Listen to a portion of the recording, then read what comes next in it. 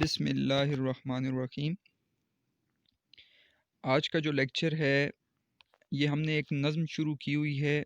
جو خدائے سخن میر ببر علی انیس کی ایک نظم ہے، ایک مرثیہ ہے جو ہماری فرسٹ ایئر اردو کی کتاب میں شامل ہے، جس کا نام یہاں پہ ذکر ہے در مراد۔ اس کا یہ دوسرا حصہ ہے۔ پہلے حصے میں ہم نے مرثیہ کسے کہتے ہیں، مرثیہ کے کیا معنی ہیں، لغت میں کس کو کہتے ہیں اور اصطلاح میں کس کو کہتے ہیں، اس کے بعد میراثی اور میراثی میں کیا فرق ہے اس کو بیان کیا تھا۔ اردو میں مرثیے کی ابتدا کب ہوئی اسے بیان کیا تھا۔ مرثیے کے اجزاء کو بیان کیا تھا کہ مرثیے کے 8 اجزاء ہیں۔ تمہید یا چہرہ ایک ہے، سراپا، رخصت، آمد، رجز، جنگ، شہادت، دعا۔ حیت کیا ہے مرثیے کی، اس کو بیان کیا تھا۔ میر ببر علی انیس کی ہم نے حالات زندگی اور ان کی شاعرانہ خصوصیات پر کتاب کے حوالے سے ہم نے بات کی تھی۔ تو پہلے اگر آپ نے پہلا لیکچر نہیں دیکھا تو پہلا لیکچر جا کر دیکھ لیں تاکہ آپ کو اس لیکچر کی صحیح طرح سمجھ آ جائے۔ میراثی انیس کی یعنی میراثی جو ہے یہاں پر مرثیے کی جمع ہے، تو مرثیوں کی تعداد کتنی ہے اس پر ہم نے بات کی تھی کہ کتنے مرثیے جو ہیں وہ میر انیس نے لکھے ہیں۔ میں نے آپ کو بتایا تھا حوالہ نظم آپ کیسے دیں گے، شاعر میر انیس، ٹھیک ہے، نظم در مراد، ٹھیک ہے، اور مرثیہ اس کی صنف ہو گئی، اور مسدس ترکیب بند یہ ہیت ہے اس کی، پابند نظم اس کی ہیت ہے، اور اس طرح ماخذ اس کا کلیات انیس ہے۔ خلاصہ میں نے آپ کو بتایا تھا کہ اس جو ہمارے پاس ہماری درسی کتاب میں سال اول میں فرسٹ ایئر کی اردو بک میں جو در مراد شامل ہے اس میں 7 بند ہیں، اور 7 کے 7 بند جو ہیں وہ مسدس کی حیت میں لکھے گئے ہیں، یعنی ہر بند میں آپ کو 6 مصرے نظر آئیں گے، لیکن کسی بھی بند میں دوبارہ کوئی شعر دہرایا نہیں گیا، اس لیے اس کو ترجیح بند نہیں کہا جائے گا بلکہ ترکیب بند کہا جائے گا، اور اس کے اندر قافیہ ردیف بیر وزن کی پابندی ہے، اس وجہ سے اس کو پابند نظم کہا جاتا ہے۔ اصل میں جو مرثیہ ہوتا ہے وہ 7-6 بند پہ مشتمل نہیں ہوتا، بلکہ میر انیس کے اگر آپ مرثیے دیکھیں تو آپ کو نظر آئے گا کہ ان کے اکثر جو مرثیے ہیں وہ تقریباً 100 بند، 150 بند، اور میں نے کچھ مرثیے ایسے بھی دیکھے جس میں 219 بند، 200 بند پر مشتمل وہ مرثیے تھے، اور زیادہ تر مسدس کی حالت میں انہوں نے مرثیوں کو لکھا ہے۔ تو یہاں پر جو ہماری کتاب میں جو در مراد یہ نظم شامل ہے مرثیے کے حوالے سے، تو یہ مرثیے کا حصہ ہے، سارے کا سارا مرثیہ نہیں ہے، اس کا ایک حصہ، اس مرثیے میں سے 7 جو بند ہیں وہ ہماری کتاب میں شامل کیے گئے ہیں۔ تو یہ سارے کا سارا مرثیہ نہیں ہے بلکہ 7 بند ہیں جو ہماری کتاب میں شامل ہیں۔ ہم اس لیکچر میں انہی 7 بند کے اوپر بات کریں گے، یعنی انہی 7 بندوں کی ہم تشریح کو دیکھیں گے، اس کے اندر فنی جائزہ مختصر دیکھیں گے، پھر اس کے علاوہ یہاں پر ہم مشقی سوالات بھی نکالیں گے کہ کون کون سے مشقی سوالات ہیں۔ تو مشقی سوالات آپ پہلے ذہن میں رکھ لیں کہ ہمارا جو یہ سبق ہے نظم کا، اس میں ایک سوال ہم نے کر لیا ہے مرثیہ کیسے کہتے ہیں، ٹھیک ہے۔ کچھ جو تراکیب یہاں پر ہیں، شاہدین، کشتی امت کا ناخدا، شہنشاہ سر بلند، یہ تشریح میں آ جائیں گی، تو اس یہ آسان سوال ہے، مشکل نہیں ہے کہ اس تراکیب سے کون سی ہستی مراد ہیں، تو ان تمام تراکیب سے حضرت حسین رضی اللہ تعالیٰ عنہ مراد ہیں۔ ایک تیسرا سوال ہے کہ پایا در مراد بڑی خاک چھان کے اس مصرے کی وضاحت کریں، تو یہ بھی ہم مصرع جب پڑھیں گے تو میں آپ کو وہیں پہ بتا دوں گا کہ اس مشقی سوال کو آپ نے کس طرح حل کرنا ہے۔ جملوں میں آپ نے کچھ جو ہیں وہ الفاظ کو استعمال کرنا ہے، اور ایک یہاں پہ سنت ہے، سنت حسن تعلیل، یہ انشاءاللہ ہم پہلے ہی جس وقت بند پڑھیں گے تو اس کے اندر حسن تعلیل آئے گی، تو میں آپ کو حسن تعلیل کی تعریف اور اس کے ساتھ جڑے چند اشعار اور ان کی وضاحت کر دوں گا تاکہ آپ کے لیے یہ سوال بھی آسان ہو جائے۔ سب سے پہلے ہم ساری نظم کو پڑھ لیتے ہیں، اور اس کے بعد ہم اس کے اندر جو مشکل الفاظ ہیں ان کے معنی کو لکھ لیتے ہیں تاکہ ہمارے لیے پوری نظم کو ایک دفعہ پڑھنا آسان ہو جائے اور اس کی تشریح اور اس کے مفہوم کو ہم سمجھ جائیں۔ جب کربلا میں داخلہ شاہ دین ہوا، جب کربلا میں داخلہ شاہ دین ہوا، دشت بلا نمونہ خلد بری ہوا، سر جھک گیا فلک کا یہ اوج زمیں ہوا، خورشید محو حسن حسین حسیں ہوا، پایا فروغ نیر دین کے ظہور سے، جنگل کو چاند لگ گئے چہرے کے نور سے۔ تو کربلا یہاں پر آپ لکھ لیں بچوں، کربلا عراق کا ایک شہر ہے جہاں پر 61 ہجری کو امام حسین اور یزید کی فوجوں کے درمیان جو ہے وہ جنگ ہوئی، لڑائی ہوئی، جس میں امام حسین اور ان کے 72 جانثاروں نے جام شہادت نوش کی ہے۔ یہ کربلا کے ساتھ آپ لکھ لیں۔ شاہدین استعارہ ہے، اس کا مطلب ہوتا ہے دین کا بادشاہ، اس سے مراد امام حسین رضی اللہ تعالیٰ عنہ ہیں۔ دشت جو ہے وہ صحرا کو کہتے ہیں، بلا مصیبت کو کہتے ہیں، نمونہ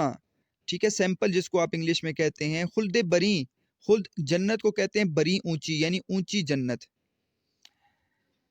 سر جھک گیا فلک، فلک آسمان کو کہتے ہیں۔ اوج زمیں، اوج زمیں کا مطلب ہے، اوج کا بھی مطلب ہے بلندی، ٹھیک ہے۔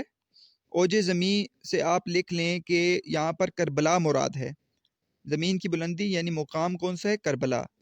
خورشید سورج کو کہتے ہیں، محو کہتے ہیں تماشائی، تماشا کرنا۔ پایا فروغ، ٹھیک ہے، فروغ ترقی کو کہتے ہیں۔ نیر دین کا سورج، ٹھیک ہے، دین کا سورج یہ بھی حضرت امام حسین رضی اللہ تعالیٰ عنہ کے لیے استعارہ بیان کیا گیا ہے۔ ظہور یعنی کہ سامنے آنا، ظاہر ہونا۔ جنگل کو چاند لگ گئے، چاند لگ گئے یہ معورتاً خوبصورت ہو جانا، چاند لگ جانا یعنی خوبصورت ہو جانا۔ دوسرا بند دیکھتے ہیں اس کے مشکل الفاظ کے معنی۔ خوشبو سے ان گلوں کی ہوا دشت باغ باغ، غنچے کھلے ہرے ہوئے بلبل کے دل کے داغ۔ پہنچا سرے فلک پہ ہر ایک کوہ کا دماغ، دریا نے بھی حبابوں کے روشن کیے چراغ۔ خورشید بن گئے تب کے عرض پاک کے، تاروں کو گرد کر دیا ذروں نے خاک کے۔ گل کہتے ہیں پھولوں کو، دشت صحرا باغ باغ کا مطلب یہاں پر ہے باغ باغ ہو جانا معورتاً یعنی کہ دل مہک جانا، خوبصورت ہو جانا، خوش ہو جانا۔ غنچہ کہتے ہیں کلی کو۔ ہرے ہوئے یعنی تازہ ہوئے، بلبل کے دل کے داغ یعنی دل کے زخم۔ پہنچا سر فلک، فلک کے سر یعنی آسمان سے اوپر۔ ہر ایک کوہ کہتے ہیں پہاڑ کو۔ دماغ یعنی یہاں پر دماغ سے مراد تو جیسے آپ برین کہتے ہیں، اس سے مطلب تو وہ دماغ تو نظر آ رہا ہے، لیکن اس کا مطلب انشاءاللہ میں آپ کو بتاؤں گا کہ اس کی قدر و منزلت بڑھ گئی، یعنی ہر ایک پہاڑ کی قدر و منزلت بڑھ گئی۔ دریا نے بھی حباب کہتے ہیں بلبلے کو۔ خورشید سورج بن گئے طبقے عرض پاک کے، طبقے کہتے ہیں حصے کو، عرض زمین کو کہتے ہیں۔ تاروں کو گرد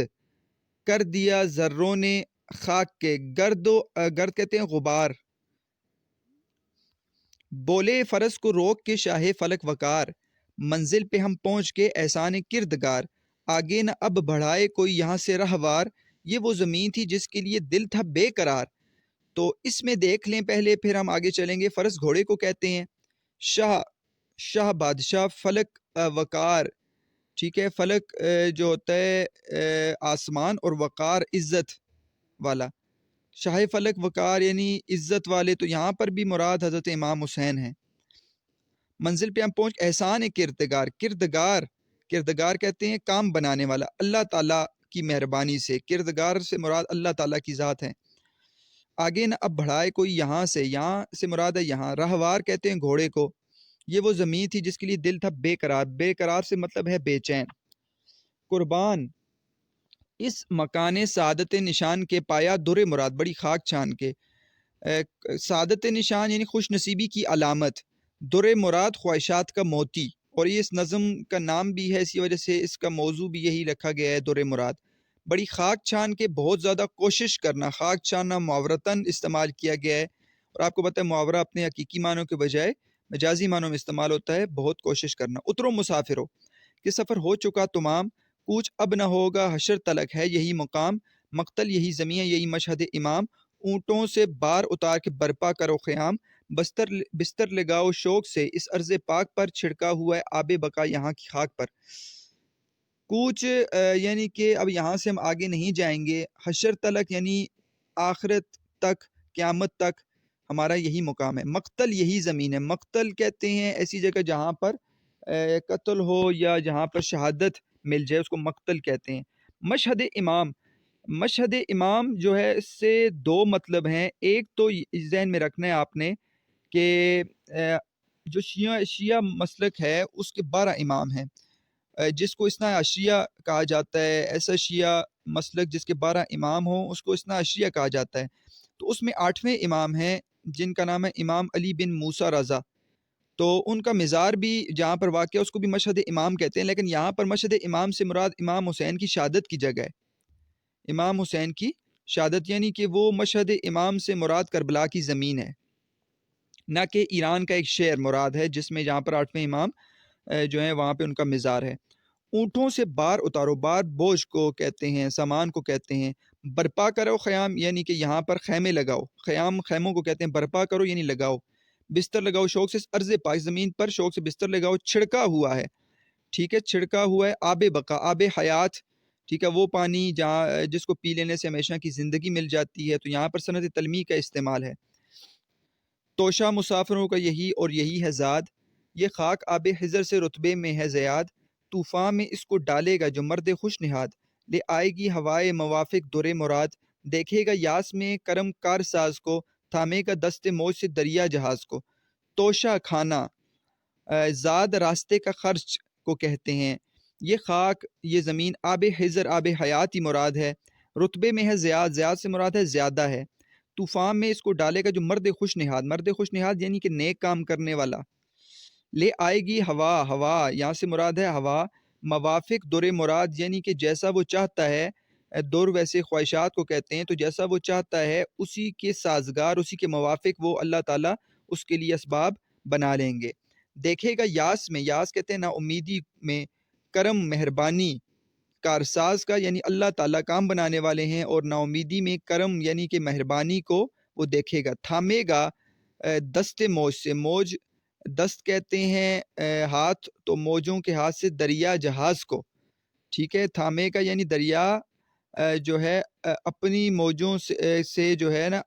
اپنے موجوں سے وہ کیا کرے گا، ہاتھوں سے، موجوں کی ہاتھوں سے وہ دریا کے جہاز کو تھامے گا، ٹھیک ہے۔ تو یہاں پر تھوڑا سا آپ کو سمجھاؤں گا کہ کیا مطلب ہے کہ تھامے کا دست موج سے دریا جہاز کو، کہ موجوں کے ہاتھ سے جو ہے وہ جہاز، ایک جو دریا کا جہاز ہے اس کو تھامے کا کیا مراد ہے۔ اترا یہ کہہ کہ کشتی امت کا ناخدا، جتنے سوار تھے وہ ہوئے سب پیادہ پا۔ حضرت نے مسکرا کے یہ ہر ایک سے کہا، دیکھو تو کیا ترائی ہے، کیا نہر کیا فضا۔ اکبر شگفتہ ہو گئے صحرا کو دیکھ کر، عباس جھومنے لگے دریا کو دیکھ کر۔ اترا یہ کہہ کر کشتی امت کا ناخدا، کشتی امت، امت کی کشتی کا ناخدا سے مراد ہے ملاح، اس سے مراد بھی حضرت امام حسین رضی اللہ تعالیٰ عنہ ہے۔ جتنے سوار تھے وہ سب ہوئے پیادہ پا، پیادہ پا مطلب پیدل چلنے لگے۔ دیکھو تو کیا ترائی ہے، ترائی کہتے ہیں ایسی جگہ نم جگہ، گیلی جگہ، زمین ایسی جہاں پر قریب ہی جو ہے وہ کوئی دریا ہو تو وہ زمین ذرا گیلی ہوتی ہے۔ اکبر شگفتہ ہو گئے، خوش ہو گئے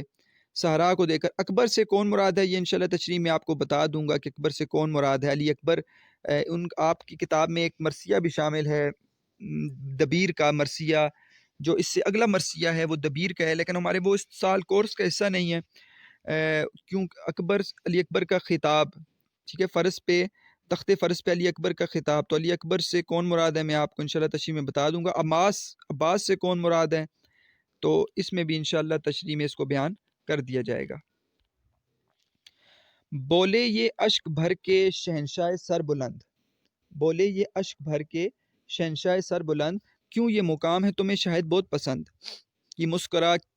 کے عرض کہ یا شاہ ارجمند، بس یہاں تو خود بخود ہوئی جاتی ہے آنکھ بند۔ شعر اب یہیں رہیں گے عنایت جو رب کی ہے، میں کیا کہوں حضور تیرائی غضب کی ہے۔ بولے یہ اشک بھر کے، آنسو بھر کے، شہنشاہ سر بلند یعنی ایسا شہنشاہ جس کا رتبہ بلند ہے، تو یہاں پر بھی مراد حضرت امام حسین رضی اللہ تعالیٰ عنہ ہے، آپ اوپر لکھ لیں۔ کیوں یہ مقام ہے تمہیں شاید بہت پسند، سوالیہ انداز سے پوچھا انہوں نے کہ تمہیں یہ جگہ بہت پسند آئی ہے، تو آگے سے جواب ملا ان کے دوستوں کی طرف سے کہ مسکرا کے عرض کہ یا شاہ ارجمند، کہ اے بہت ہی عزت و تکریم والے بادشاہ۔ ارجمند سے مراد ہے عزت و تکریم والے، شاہ سے مراد ہے بادشاہ، تو مراد یہاں سے حضرت امام حسین ہے۔ بس یہاں تو آ کر خود بخود ہماری آنکھ بند ہو جاتی ہے، یعنی کہ ہمیں یہاں پر سکون مل رہا ہے، آنکھ بند ہونا یعنی سکون مل رہا ہے۔ شعر اب یہیں رہیں گے، شعر یہاں پہ استعارہ ہے، ٹھیک ہے، مطلب اس سے مراد وہ امام حسین کے دوست اور رفقا اور سارے خاندان والے ہیں۔ عنایت جو رب کی ہے، میں کیا کہوں حضور تیرائی غضب کی ہے، بہترین یہاں پر رہنے کی جگہ ہے، اور یہاں گیلی زمین ہے، اور شعر جو ہیں وہ گیلی زمین کو پسند کرتے ہیں، ایسی جگہ جہاں پر زمین جو ہے وہ نم ہو اس کو پسند کرتے ہیں۔ تو یہ ہم نے تھوڑا سا دیکھ لیا کہ کتنے مشکل الفاظ تھے اس کے اندر، اور زیادہ تر آپ کو پتہ ہے مشکل الفاظ یہاں پر بیان کیے گئے ہیں، ان کے معنی کو دیکھ لیا۔ اچھا، تو اب ہم دیکھتے ہیں کہ اس نظم کے جو بند ہیں ان کی تشریح کیا ہے، اور ساتھ ساتھ ان میں چھپے ہوئے مشقی سوالات کو ہم دیکھ لیتے ہیں۔ سب سے پہلے آپ نے یہ ذہن میں رکھنا ہے کہ اس نظم کے جو پارٹ فرسٹ میں نے آپ کو بتایا تھا اس کا خلاصہ کیا ہے، تو خلاصے میں 7 نکات یہ آپ کے سامنے ذکر کیے گئے ہیں۔ ان 7 نکات کو ہائی لائٹ کر دیں، یعنی ہر ایک بند کے اندر یہ 7 نقطے چھپے ہوئے ہیں، اور اگر آپ ان کو غور سے دیکھیں اور ان کو سمجھ لیں تو آپ کے لیے پوری نظم کا خلاصہ مشکل نہیں ہوگا، نظم کو سمجھنا آسان ہوگا۔ جیسے پہلے بند کے اندر داخلہ شاہ دین، دوسرے کے اندر دشت باغ باغ، تیسرے کے اندر در مراد، چوتھے کے اندر آب بقا، پانچویں کے اندر مرد خوش نہاد، چھٹے کے اندر کشتی امت کا ناخدا، اور ساتویں کے اندر غضب کی ترائی۔ تو یہ پوائنٹس ہیں جو آپ نے ذہن میں رکھنے تاکہ آپ کے لیے اس نظم کا خلاصہ اور اس کو سمجھنا آسان ہو جائے۔ تو اب ہم دیکھتے ہیں کہ پہلے بند کے اندر کیا ہے۔ تو آپ کو میں نے بتایا تھا مرثیہ جو ہے اس کے اپنے اجزائے ترکیبی ہیں، اور اجزائے ترکیبی میں اجزائے ترکیبی میں ایک جز جو ہے وہ ہے آمد، یعنی یہاں پر جو مرثیہ نگار ہوتا ہے آمد کے اندر ہیرو کا اس جنگ والی زمین پر جانے کو ذکر کرتا ہے، اور یہاں پر جو ہیرو ہے وہ میر انیس کے وہ حضرت امام حسین رضی اللہ تعالیٰ عنہ ہیں۔ تو یہاں پر جو پہلا بند ہے وہ مرثیے میں سے آمد ہے، تو آمد آپ اوپر لکھ لیں، آمد یہاں پر ذکر کیا گیا ہے، یعنی کربلا میں آمد، حضرت حسین کی کربلا کی زمین پر آمد کو یہاں سے بیان کیا گیا۔ اس کا مطلب اس سے پہلے والے جو بند ہیں وہ موجود نہیں ہیں، اور وہ تمہید یا چہرہ ٹھیک ہے، اور وہ رخصت تو وہ یہاں پر جو ہے وہ ذکر نہیں ہے، بلکہ یہاں پر صرف اور صرف جو ہے وہ آمد کا ذکر پہلے بند کے اندر کیا گیا ہے۔ تو یہاں پر بتا رہے ہیں میر انیس کے جب کربلا میں داخلہ شاہدین ہوا، کربلا میں نے آپ کو بتا دیا ہے کہ عراق کا ایک شہر ہے جہاں پر 61 ہجری کو امام حسین اور یزید کی فوجوں کے درمیان جنگ ہوئی، جس میں امام حسین اور ان کے جو جانثار ہیں 72 جانثار، انہوں نے شام شہادت نوش فرمایا، تو کربلا اس مقام کو کہتے۔ تو عراق کا ایک شہر ہے جہاں پر حضرت امام حسین رضی اللہ تعالیٰ عنہ کا داخلہ ہوا، یعنی وہاں پر آمد ہوئی۔ شاہدین یہاں پر دین کا بادشاہ، تو دین کا بادشاہ یہاں پر استعارے کے طور پر استعارہ لیا ہے، دین کے بادشاہ کس کے لیے؟ امام حسین کے لیے، ٹھیک ہے۔ تو یہاں پر استعارہ ہے، اور استعارہ علم بیان کی ایک قسم ہے، آپ کو بتایا علم بیان کی 4 اقسام ہیں: تشبیہ، استعارہ، مجاز مرسل اور کنایہ۔ تو یہاں شاہ دین ہوا، یعنی دین کے بادشاہ کا، یعنی امام حسین رضی اللہ تعالیٰ عنہ کا جب داخلہ ہوا کربلا کے اندر تو کیا منظر تھا، وہاں پر کیا ہوا، تو اب اس کو بیان کر رہے ہیں، یعنی کہ آپ کی آمد کی وجہ سے کربلا کی ایسی زمین جو صحرا ہے،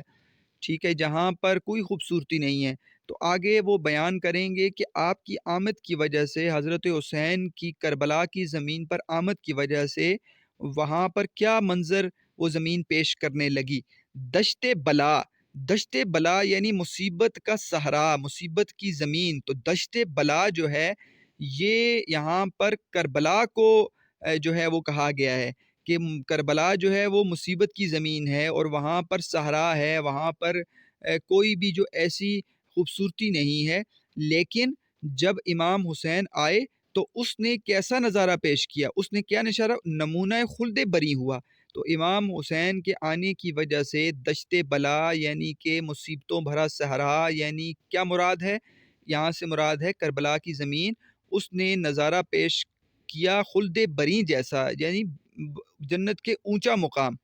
تو جنت کا اونچا مقام یعنی جنت جیسا اعلیٰ مقام اور خوبصورتی جو ہے وہ زمین پیش کرنے لگی۔ یہ کس وجہ سے تھا؟ یہ حضرت امام حسین رضی اللہ تعالیٰ عنہ کی کربلا پر آمد کی وجہ سے تھا۔ اب وہاں پر کیا ہوا؟ وہاں پر یہ ہوا کہ سر جھک گیا فلک کا یہ اوج زمیں ہوا۔ ایک تو اس مصرے کے اندر صنعت حسن تعلیل کو استعمال کیا گیا ہے، ٹھیک ہے۔ سب سے پہلے ہم صنعت حسن تعلیل کو جا کر پڑھتے ہیں تاکہ ہمیں اس مصرے کی بھی سمجھ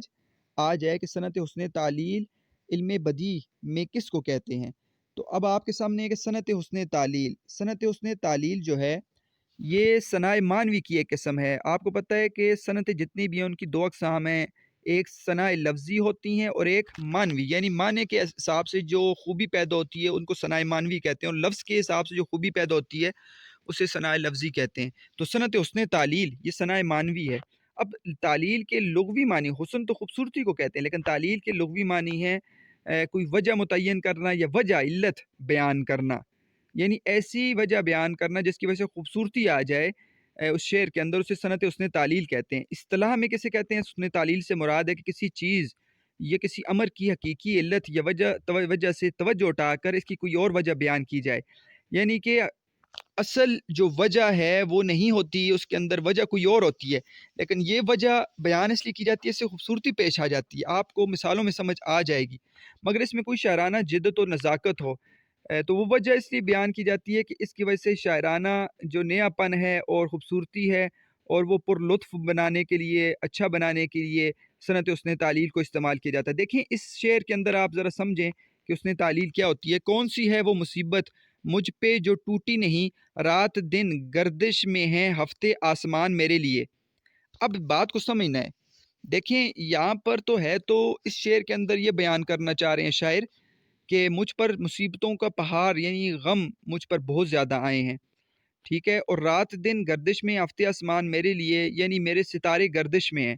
ٹھیک ہے، اور ہفت کہتے ہیں سات کو، آسمان یعنی سات آسمان میرے لیے رات دن گردش میں۔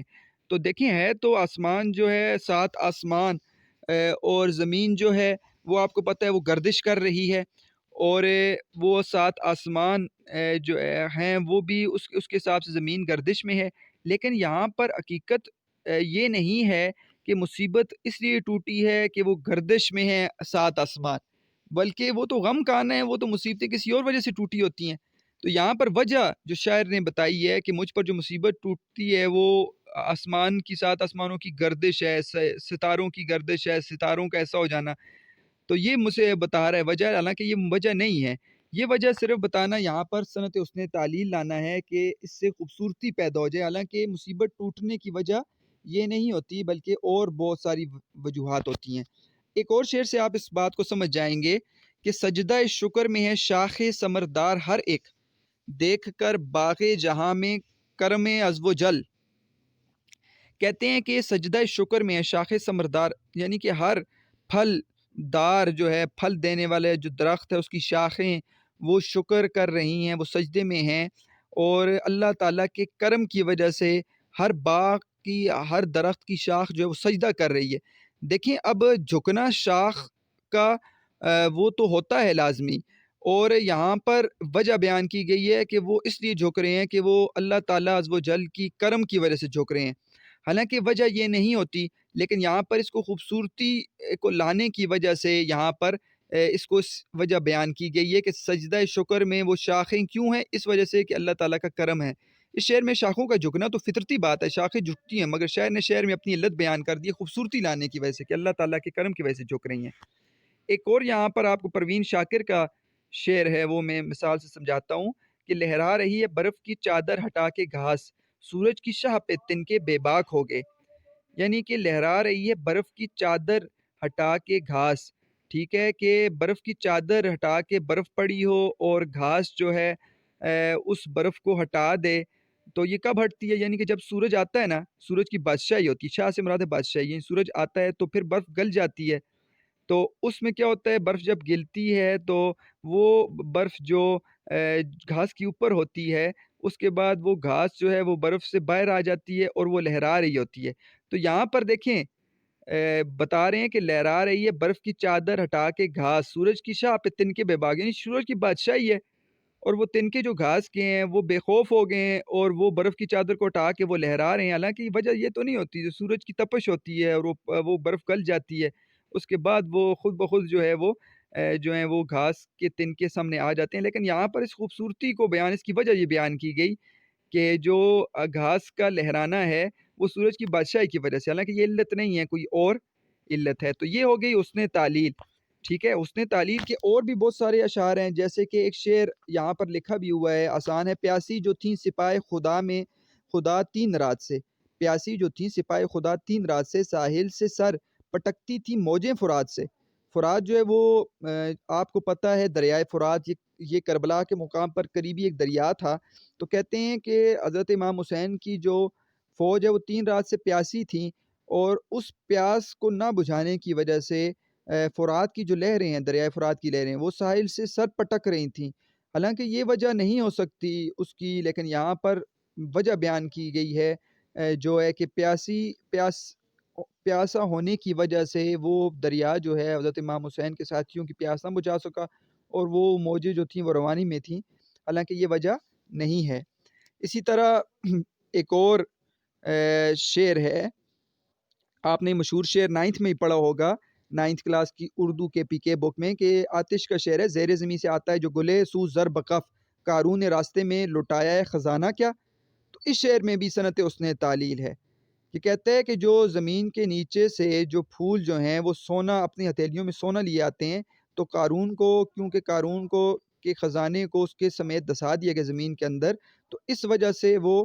پولن گرینز، وہ جو پیلے رنگ کے موتی ہوتے ہیں پھولوں کے اندر، وہ اسی وجہ سے آ رہے ہیں کہ قارون کا جو خزانہ ہے وہ زمین میں دسایا گیا تھا، اب وہ اس شکل میں باہر آ رہا ہے.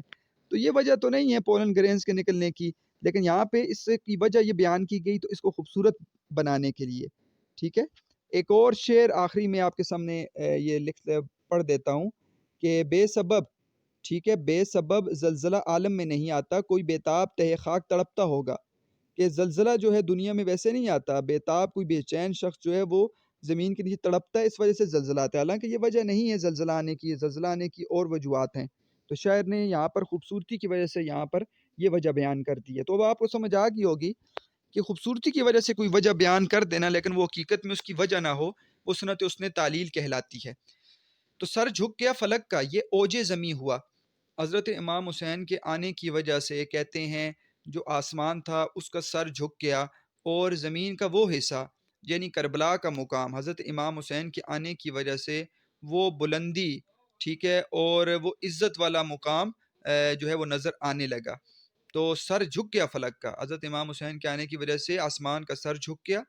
اور یہ اوج زمین ہوا. یہ جو ہے اشارہ ہے، اور یہ اشارہ جو ہے یہ کربلا کی زمین کی طرف ہے کہ یہ کربلا کی زمین کی رفعت اور بلندی زیادہ ہوگی کیونکہ اس پہ حضرت امام حسین رضی اللہ تعالیٰ عنہ موجود تھے.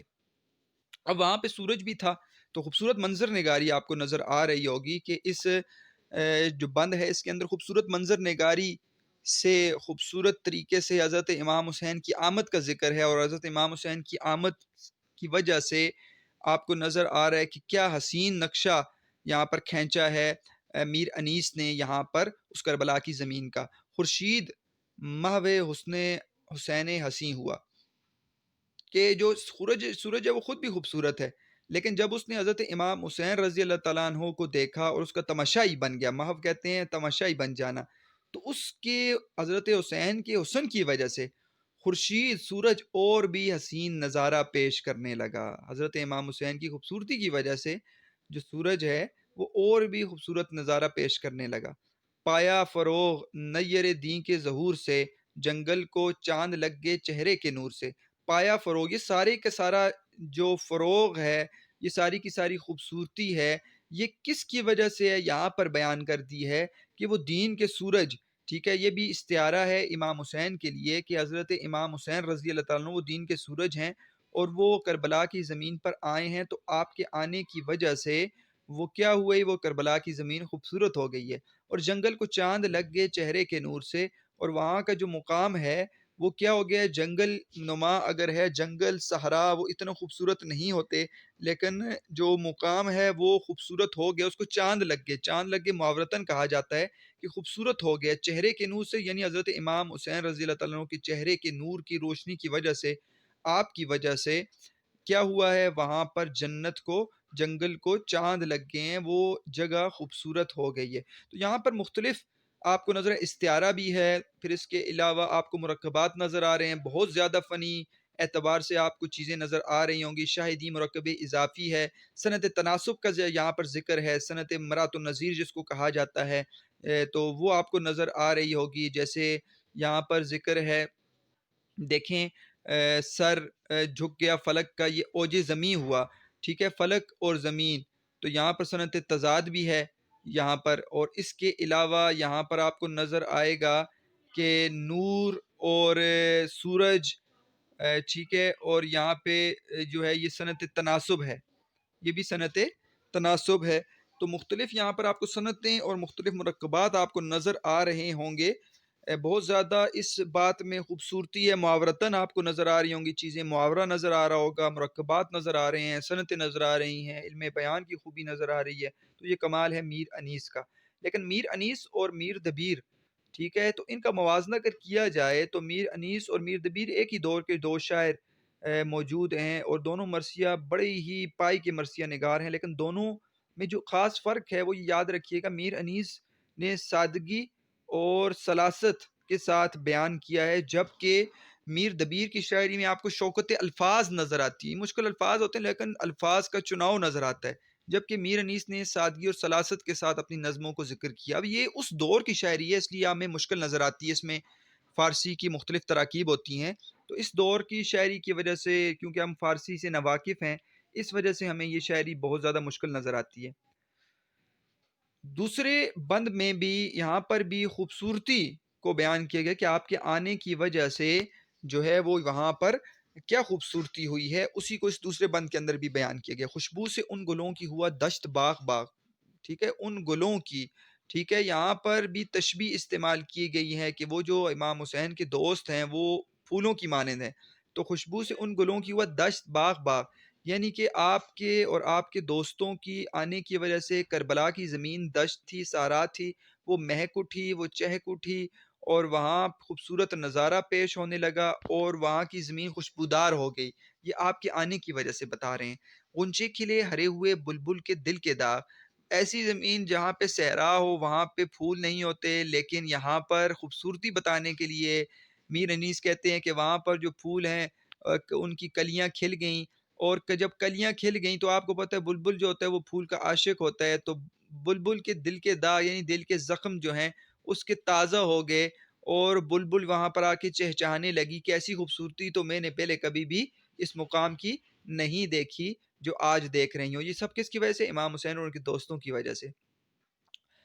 پہنچا سرے فلک پہ ہر ایک کوہ کا دماغ، تو یہاں پر پہاڑ کی خوبصورت منظر نگاری پیش کی گئی ہے کہ جو ارد گرد پہاڑ تھے وہ بھی اپنی قدر و منزلت، کوہ کا دماغ جو ہے وہ پہنچا سرے فلک پر، یعنی وہ اپنے آپ کو بہت ہی زیادہ اہم سمجھنے لگا۔ سرے فلک یعنی آسمان سے اوپر، پہاڑ تو خود بھی اونچے ہوتے ہیں، لیکن پہاڑ جو ہیں وہ اپنے آپ کو بلند سمجھنے لگے، آسمان تک سمجھنے لگے، یعنی کہ اپنا مقام زیادہ سمجھنے لگے، تو ہر ایک کوہ کا دماغ، ہر ایک جو ہے پہاڑ، وہ اپنی قدر و منزلت وہ آسمان تک لے گیا، اور وہ اس لیے اپنی قدر و منزلت زیادہ سمجھ رہا ہے کیونکہ اس زمین پر حضرت امام حسین موجود ہیں۔ دریا نے بھی حبابوں کے روشن کیے چراغ، تو پاس دریائے فرات تھا، اس کی منظر نگاری بھی کی گئی ہے کہ اس دریا نے کیا کیا، اس نے اپنے اندر وہ جو ہے بلبلے جو ہے وہ بنائے، اور وہ روشن بلبلے تھے، یعنی کہ انہوں نے روشنی کے بلبلوں کی چراغ جو ہیں وہ اس کو روشن کر دیا، اور وہ خوشی منا رہے ہیں کہ حضرت امام حسین جو ہے اس زمین پر آئے ہیں۔ تو یہ منظر نگاری دریا کی طرف سے انہوں نے پیش کر دی۔ اب دیکھیں پڑھ کے ہمیں لگ رہا ہے سنت اس نے تعلیل ہے کہ یہ حقیقت ہے، لیکن وجہ یہ نہیں ہے، وجوہات کچھ اور ہیں، تو ہمیں ایسے لگ رہا ہے جیسے وجوہات یہی ہیں۔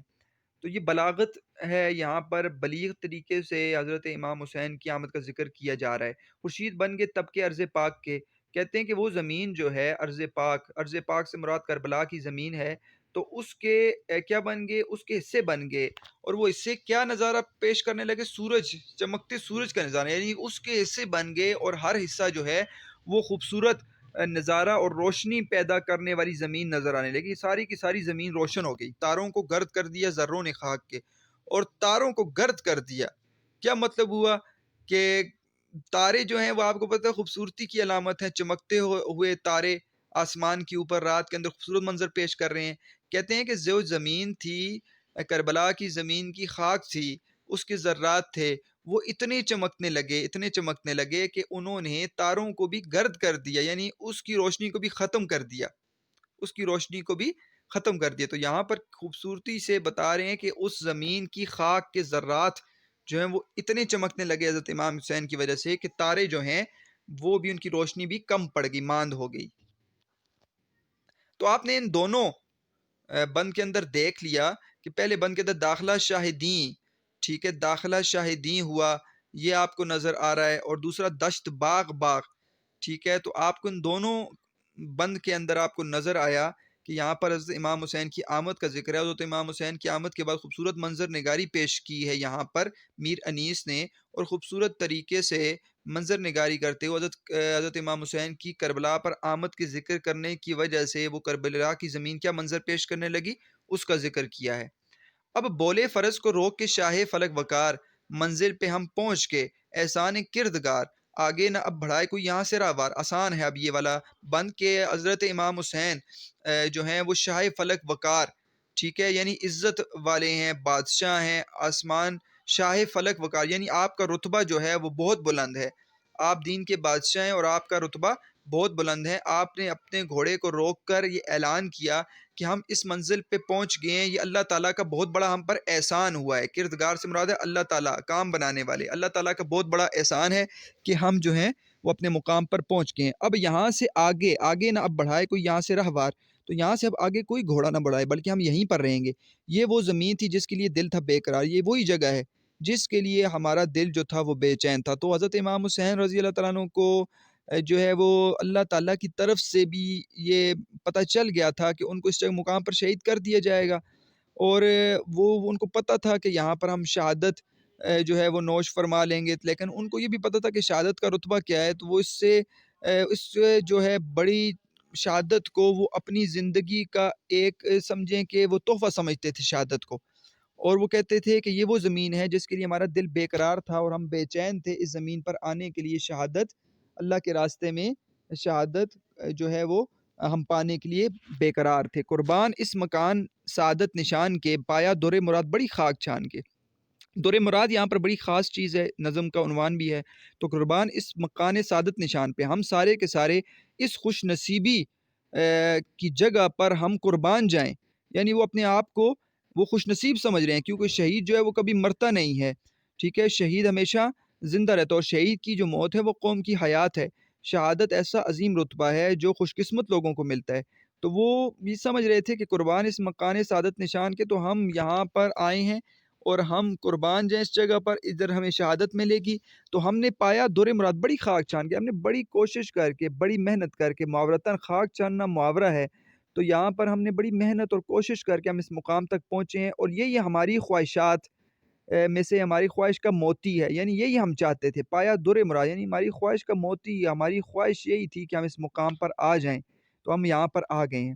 اترو مسافرو کہ سفر ہو چکا تمام۔ تو یہاں پر حضرت امام حسین نے کہا کہ اے میرے دوستو، یہاں پر تک ہمارا سفر تھا، ہمارا سفر اب پورا ہو چکا ہے، ہم کوچ اب نہ ہوگا حشر تلک، ہے یہی مقام، ہم یعنی کہ آخرت قیامت تک یہاں سے نہیں جائیں گے، ہمارا رہنے کی جگہ اب یہی ہے، مقتل یہی زمین ہے، یہی مشہد امام، یہیں پر ہمیں شہید کیا جائے گا، اور یہی جو ہے ہماری شہادت کی مشہد امام میں نے آپ کو بتا دیا ہے۔ تو مشہد امام یہاں پر مراد ہے کہ حضرت امام حسین کی شہادت کی جگہ، تو یہاں پر ہمیں شہید کر دیا جائے گا، اور یہی ہماری وہ زمین ہے جس کے لیے ہم بے قرار تھے۔ اونٹوں سے بار اتار کے برپا کرو خیام، یعنی کہ اونٹوں سے اپنا سامان اتارو اور یہاں پر خیمے لگا دو، بستر لگاؤ شوق سے اس ارض پاک پر، اس زمین پر شوق سے بستر لگا دو، یہاں پر تم آرام کرو، ٹھیک ہے، یہاں پر تم غم نہ کھاؤ، کیوں چھڑکا ہوا ہے آب بقا یہاں کی خاک پر۔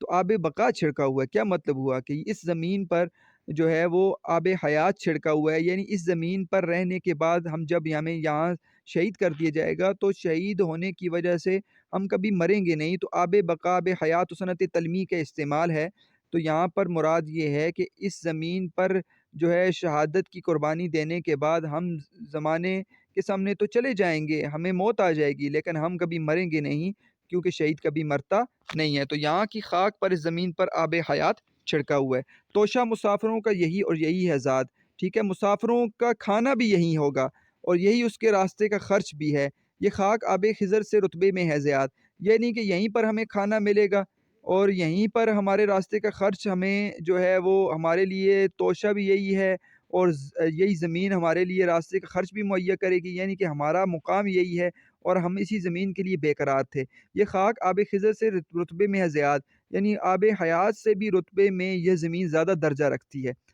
تو وہ تو آب حیات جو ہے وہ دنیا کے اندر ہے نا، دنیا کے اندر انسان کو یہ اگر وہ آب حیات پی لیتا ہے تو اس کو ہمیشہ کی جو ہے وہ زندگی نصیب ہو جاتی ہے۔ لیکن یہاں پر رتبہ اس لیے بلند ہے کہ یہاں پر جو شہید ہوگا تو وہ آخرت کے اعتبار سے بھی اس کا مقام بہت بلند ہو جائے گا۔ تو رتبے میں آب خضر سے یہ زمین جو ہے وہ زیادہ ہے۔ طوفان میں اس کو ڈالے گا جو مرد خوش نہاد، جو اپنے آپ کو مشکل میں ڈالے گا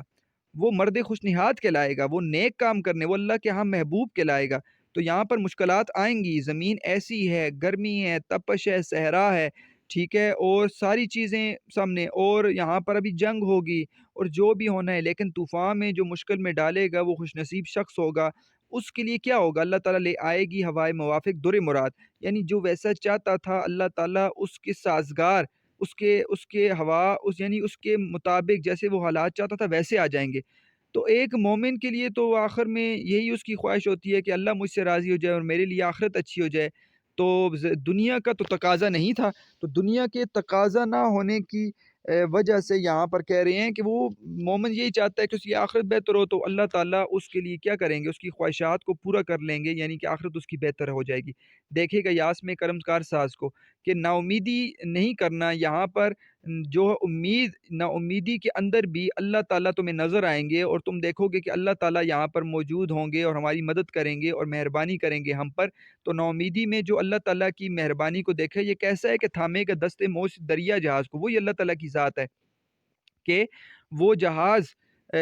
جو لہروں کے اندر، جو دریا کے اندر، لہروں کے اندر، سمندر کے اندر، آپ نے دیکھا ہوگا لہریں اس کو مار رہی ہوتی ہیں اور ابھی لگ رہا ہوتا ہے کہ یہ جہاز ڈوب جائے گا، لیکن اللہ تعالیٰ کی ذات اس جہاز کو تھام لیتی ہے۔ تو وہی اللہ تعالیٰ کی ذات یہاں پر موجود ہے جو یہاں پر کرم اور مہربانی کرے گا۔ حالات نہیں ہیں، لیکن اللہ تعالیٰ کی ذات پر ہمیں امید ہے کہ دنیا کے اندر تو جیسی مشکلات ہم نے برداشت، لیکن آخرت ہمارے لیے اچھی ہو جائے گی۔ اترا یہ کہہ کہ کشتی امت کا نا خدا، جتنے سوار تھے وہ ہوئے سب پیادہ پا۔ یہ باتیں کہہ کر کشتی امت کا نا خدا سے مراد ہے امت کی کشتی کو چلانے والا نا خدا ملا حضرت امام حسین مراد ہیں، کہ وہ یہ کہہ کر اتر گئے کہ جتنے سوار تھے وہ سارے کے سارے پیدل چلنے لگ گئے اپنے گھوڑوں کے ساتھ۔ حضرت نے مسکرا کے ہر ایک سے کہا، حضرت امام حسین نے ہر ایک سے یہ بات کہی، دیکھو تو کیا ترائی ہے، کیا نہر فضا، کہ کیا خوبصورت منظر ہے، کیا گیلی جگہ ہے، ترائی ہے، کیا نہر ہے خوبصورت پاس، دریائے فرات ہے اور گیلی جگہ، اور کیا خوبصورت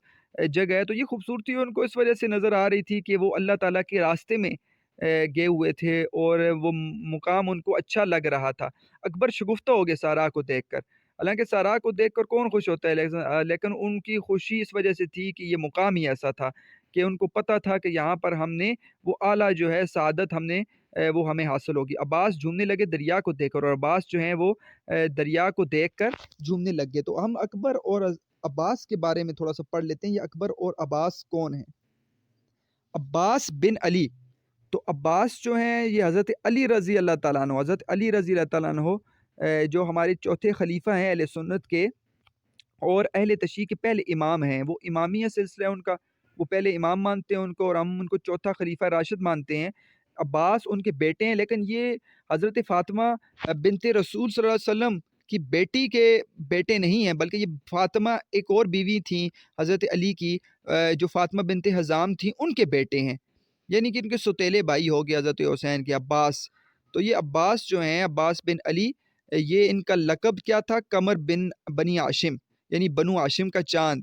ٹھیک ہے، اور ابو الفضل ان کو کہا جاتا تھا۔ تو یہ 10 محرم 61 ہجری کو یہ شہادت انہوں نے نوش فرمائی ہے، 26 ہجری کو ان کی پیدائش ہے، تو 15 مئی 647 ان کی جو ہے پیدائش بنتی ہے، اور 10 اکتوبر 680 عیسوی ان کی وفات بنتی ہے۔ اہل سنت کے چوتھے خلیفہ راشد اور اہل تشیع کے پہلے امام علی بن ابی طالب اور فاطمہ بنت حزام کے بیٹے تھے۔ عباس کو علمدار بھی پکارا جاتا ہے، وہ اسلام میں اپنے بھائی حسین بن علی کے لیے وفادار رہے، ان کے ساتھ رہے، آل فاطمہ کا احترام کرنے اور جنگ کربلا میں اپنے کردار کی وجہ سے ممتاز شخصیت کے عامل ہیں۔ ان کی جنگ کربلا کے دوران میں یوم عاشورہ کو شہادت ہوئی۔ عباس کا مدفن بھی کربلا، محافظہ کربلا عراق میں العتبہ العباسیہ میں ہے۔ عباس حسین و جمیل تھے اور عرب میں بہادری و شجاعت کے لیے بھی مشہور تھے۔ ابن منظور لسان العرب میں لکھتے ہیں، ان کی کتاب ہے ابن منظور کی لسان العرب، اس میں لکھتے ہیں کہ عباس وہ شعر تھے جس سے دوسرے شعر ڈرتے تھے۔ شہادت ان کی کب ہوئی ہے؟ ان کی شہادت ہوئی ہے 10 محرم کو حسین بن علی نے ان کو پیاسے بچوں خصوصاً اپنی 4 سالہ بیٹی جو ان کے ساتھ تھی کربلا میں حضرت سیدہ سکینہ الحسین کے لیے پانی لانے کا حکم دیا، مگر ان کو صرف نیزہ اور علم ساتھ رکھنے کا حکم دیا۔ اس کوشش میں انہوں نے اپنے دونوں ہاتھ کٹوا دی اور شہادت پائی۔ پانی لینے گئے اور دونوں ہاتھ بھی کٹوا دی اور شہادت ان کو مل گئی۔ اس دوران میں ان کو پانی پینے کا بھی موقع ملا، مگر 3 دن کے بھوکے پیاسے شیر نے گوارا نہیں کیا کہ وہ تو پانی پی لیں اور خاندان رسالت پیاسا رہے۔ شہادت کے بعد جیسے باقی شہداء کے ساتھ سلوک ہو ویسے ہی عباس بن علی کے ساتھ ہوا۔ ان کا سر کاٹ کر نیزے پر لگا دیا گیا اور جسم مبارک کو گھوڑوں کے سموں سے پامال کیا گیا۔ ان کا روضہ اقدس عراق کے شہر کربلا میں ہے، جہاں پہلے ان کا جسم دفن کیا گیا اور بعد میں شام سے واپس لا کر ان کا سر دفنایا گیا۔ دریائے فرات جو ان کے روضے سے کچھ فاصلے پر تھا اب بھی ان کی قبر مبارک کے ارد گرد چکر لگاتا ہے، جو ایک دنیا کے زندہ معجزہ ہے۔ سلام کرتا ہے محسن اور سارا زمانہ اس باب الحوائج قمر بنی ہاشم کو، زو وہ شیشے میں کہاں جو الماس میں ہے، سارے عالم کی وفا حضرت عباس میں ہے۔ علی اکبر کون تھے؟ علی اکبر حضرت حسین رضی اللہ تعالیٰ عنہ کے بیٹے تھے۔ علی اکبر بن حسین پیدائش ان کی 11 شعبان المعظم 33 ہجری ہے اور شہادت ان کی جو ہے وہ 61 ہجری ہے۔ 6 مارچ 654 ہجری کو یہ عیسوی کو یہ پیدا ہوئے اور 10 اکتوبر 600 عیسوی کو یہ وفات پائی۔ تو ایک ہجری ہے اور ایک عیسوی کے حساب سے یہاں پر لکھا ہوا ہے۔ نواسہ پیغمبر اسلام حضرت امام حسین رضی اللہ تعالیٰ عنہ اور لیلہ بنت ابی مرہ کے بیٹے تھے۔ علی اکبر 18 برس کی عمر میں 10 محرم کو کربلا میں شہید ہوئے۔ دائرۃ المعارف ایرانیکا میں جین کارمراڈ نے لکھا ہے کہ علی اکبر اہل بیت میں ایک نہایت بہادر نوجوان مشہور تھے۔ تو علی اکبر حضرت حسین کے بیٹے اور عباس یہاں پر جو ذکر ہے رحمۃ اللہ تعالیٰ علیہ یہاں پر لکھا بھی ہوا ہے،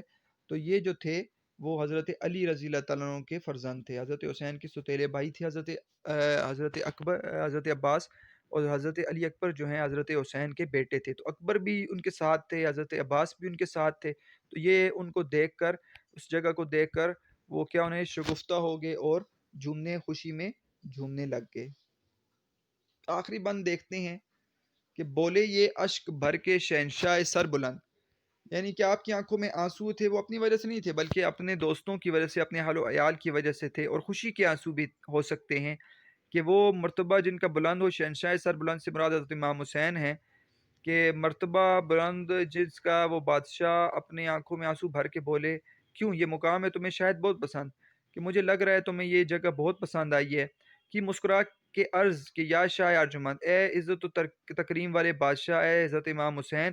کو ان کے دوستوں نے، ان کے اہل نے یہ مسکرا کر کہا، یہاں تو خود بخود ہوئی جاتی ہے آنکھ بند کی، یہاں پر تو ہمیں سکون مل رہا ہے، ہمیں یہاں پر کوئی بھی تکلیف نہیں ہے، شیر اب یہیں رہیں گے، عنایت جو رب کی ہے، میں کیا کہوں حضور ترائی غضب کی ہے۔ شیر یہاں پر استعارہ ہے کہ ہم شیر ہیں اور ہم دین کے شیر ہیں اور یہاں پر ہی ہم رہیں گے، یہ ہمارے رب کی مہربانی ہے کہ اس نے ہمیں یہاں پر یہ جگہ دے دی، اور یہ جو جگہ ہے یہاں پر ترائی غضب کی ہے، یعنی کہ بہترین لاجواب یہاں پر وہ ترائی ہے، گھیلی جگہ، نم زمین ہے، اور اے میرے حضور یعنی اے حضرت امام حسین یہاں پر شیر رہیں گے، اور شیروں کو یہ جگہ بہت زیادہ پسند آتی ہے۔ حقیقت میں بھی شیر جو ہیں وہ ترائی جہاں پر ہو تو وہ اس جگہ کو پسند کرتے ہیں، تو ہم شیر ہیں، ہم یہیں پر رہیں گے۔ تو اب اس کا ایک صرف ہمارے سامنے سوال رہ گیا، پایا در مراد بڑی خاک چھان کے، تیسرا بند ہے، اس کی وضاحت آپ نے کیا کرنی ہے؟ اس کو آپ 2 ہیڈنگز کے ساتھ کر سکتے ہیں۔ پہلا آپ مصرع لکھیں، مصرے کے اندر ہیڈنگ دیں مصرع، پایا در مراد بڑی خاک چھان کے، اور وضاحت کے اندر آپ اس کی ساری تشریح کو بیان کر دیں جو میں نے کی ہے۔ آپ یہ بند نمبر 3 میں یہ آپ کو نظر آ رہا ہوگا، بند نمبر 3، ٹھیک ہے، اور آخری 2 اشعار، قربان اس مکان، یہ والا شعر، یہ اوپر آپ کو، قربان اس مکان سعادت نشان کے، پایا در مراد بڑی خاک چھان کے، تو یہ اس کو آپ ذکر کر لیں کہ در مراد سے مراد ان کی خواہشات ہیں، اور خاک چھاننا ایک محاورہ ہے، اور محاورہ اپنے حقیقی معنوں کے بجائے مجازی معنوں میں، تو یہاں پر حضرت امام حسین رضی اللہ تعالیٰ عنہ وہ اس کربلا کی زمین کو اپنے لیے خوش قسمتی کی علامت سمجھ رہے ہیں کہ یہاں پر ہمارا آنا یہ اللہ تعالیٰ کی مہربانی ہے، اور یہ اللہ تعالیٰ کی مہربانی اس لیے ہے کہ یہاں پر ہم جو ہے ہمیشہ کی زندگی پائیں گے، اور ہمیں یہاں پر شہادت ملے گی، اور ہم یہی چاہتے تھے کہ ہمیں یہ زمین ملے، اور یہاں پر آنا ہی ہماری خواہشات میں داخل تھا، ہماری ایک عظیم خواہش تھی جو ہمیں آج مل گئی ہے، اور یہ بڑی کوشش کر کے، اور خواہشات ہر ایک کی دنیا کے اندر جو ہیں وہ پوری نہیں ہوتی، لیکن ہماری یہی کوشش تھی کہ ہمیں اللہ کے راستے میں شہید کر دیا جائے، تو آج ہمیں وہ شہادت مل جائے گی۔ تو اس مصرعے میں اس چیز کی وضاحت کی گئی ہے، تو یہ آپ آسانی سے اب اس کے اندر آپ لکھ سکتے ہیں۔ صرف ہیڈنگز کو ذہن میں رکھنا ہے کہ آپ نے مصرع لکھنا ہے پہلی ہیڈنگ، دوسری آپ وضاحت کے اندر 2 ہیڈنگز بنا سکتے ہیں، در مراد اور خاک چھاننا، تو اس کے ساتھ آپ آسانی سے یہ سوال کر سکتے ہیں۔ تو اب ہماری یہ پوری کی پوری نظم جو ہے وہ جو ختم ہو گئی ہے، اور ہم نے اس کی تشریح کو دیکھ لیا، اس کے جو ہے مشقی سوالات کو دیکھ لیا۔ اب آپ کے لیے یہ نظم انتہائی انشاءاللہ آسان ہو جائے گی، اس کی آپ مشق کریں، اور اس کے آپ خصوصاً آپ خلاصے کے پوائنٹس کو دیکھیں، اور اس کے اندر آپ مختلف فنی جائزوں کو دیکھیں، اس صنعت حسن تعلیل کو خصوصاً دیکھیں، مرثیہ کسے کہتے ہیں، اس مصرے کی وضاحت کریں، اس کو آپ دیکھیں۔ میں نے پچھلے ہی سبق میں اشعار پڑھ لیے تھے حوالے کے طور پر، آپ جو ہے وہ اشعار اس میں دیکھ سکتے ہیں لیکچر نمبر 1 میں۔ یہ کچھ اشعار ہیں، یہ جوش ملی آبادی، یہ بھی مرثیہ نگار ہیں، آپ کو نظر آ رہا ہوگا، ان کے اشعار ہیں، سعید اقبال سعدی کے اشعار ہیں، سرور حسین نقشبندی کے اشعار شعر ہے، سلیم کوثر کے اشعار ہیں، محمد علی جوہر کا شعر ہے، اقبال ساجد کا شعر ہے، ظفر علی خان کے اشعار، ٹھیک ہے، اور ایک ہندو تھے ماتھر، ان کے اشعار بھی میں نے آپ کے سامنے پڑھے تھے۔ تو یہ ایک کربلا کے موقع پر ایک مرثیہ ہے، اور جو مرثیہ جو ہے وہ کسی شخص کی ذات کسی ذات کے اوپر لکھا ہے، جو اس کو شخصی مرثیہ کہتے ہیں۔ جیسے کہ میں نے آپ کو بتایا کہ حضرت علامہ اقبال نے جو ہے اپنی والدہ مرحومہ کی یاد میں ایک جو ہے غزل کی طرز پر ایک مرثیہ لکھا ہے، جو اپنی والدہ مرحومہ کی یاد میں انہوں نے لکھا ہے۔ اپنی والدہ امام جو ہے ان کو کہا جاتا تھا امام بی بی، تو ان کی یاد میں انہوں نے وہ لکھا تھا۔ اس کے علاوہ حالی نے جو ہے وہ شعر جو مرثیہ لکھا ہے غالب کے اوپر، وہ بھی شخصی مرثیہ۔ اسی طرح اقبال کا ایک اور مرثیہ بڑا مشہور ہے، جس کا نام داغ دلوی کے اوپر انہوں نے ایک مرثیہ لکھا تھا، تو وہ شخصی مرثیے ہیں۔ لیکن اب جو مرثیے ہیں وہ واقعہ کربلا کے ساتھ خاص ہیں، اور اگر آپ کو واقعہ کربلا اور اس کا پس منظر جاننا ہے تو میں نے آپ کو بتایا ہے کہ آپ یہ والی کتاب مولانا عتیق الرحمن سنبھلی کی، مولانا منظور نعمانی کی، یہ صاحبزادے ہیں، ان کی کتاب یہ میرے پاس موجود ہے PDF کی شکل میں۔ تو یہ آپ مجھے میرے نمبر پہ میسج کر دیں واٹس ایپ پہ، میں واٹس ایپ پہ آپ کو سینڈ کر دوں گا، آپ اس سے رہنمائی حاصل کر سکتے ہیں۔ 300-400 صفحات پر یہ مشتمل کتاب ہے، لیکن آپ کو اس میں واقعہ کربلا اور اس کا پس منظر نظر آ جائے گا، اور اس کے آپ کو پتہ چل جائے گا اس کا پس منظر کیا ہے اور واقعہ کربلا میں کیا حقیقت ہے۔ تو یہ نمبر نیچے لکھا ہوا ہے 0314504140، اس پہ آپ مجھ سے رابطہ کر سکتے ہیں، اور جتنے بھی باقی لیکچرز ہیں فرسٹ ایئر کے اور سیکنڈ ایئر کے، وہ آپ اس چینل پہ جا کے پلے لسٹ میں چلے جائیں، آپ کو فرسٹ ایئر کے لیکچرز مل جائیں گے اور سیکنڈ ایئر کے علیحدہ لیکچرز مل جائیں گے انشاءاللہ۔ قواعد اور گرامر پر میں علیحدہ سی ویڈیوز بنا کر وہ علیحدہ پلے لسٹ میں ڈالوں گا، تاکہ آپ کے لیے فرسٹ ایئر اور سیکنڈ ایئر کے قواعد جو ہیں وہ بھی آسان ہو جائے، اور انشاءاللہ تعالی فرسٹ اور سیکنڈ ایئر کی ترتیب ختم ہونے کے بعد 9th 10th کی اردو کو بھی میں انشاءاللہ شروع کروں گا۔ آپ نے میرے لیے دعا کرنی ہے، اور اللہ تعالیٰ آپ کو بھی سلامت رکھیں، خوش رہیں، آباد رہیں، والسلام۔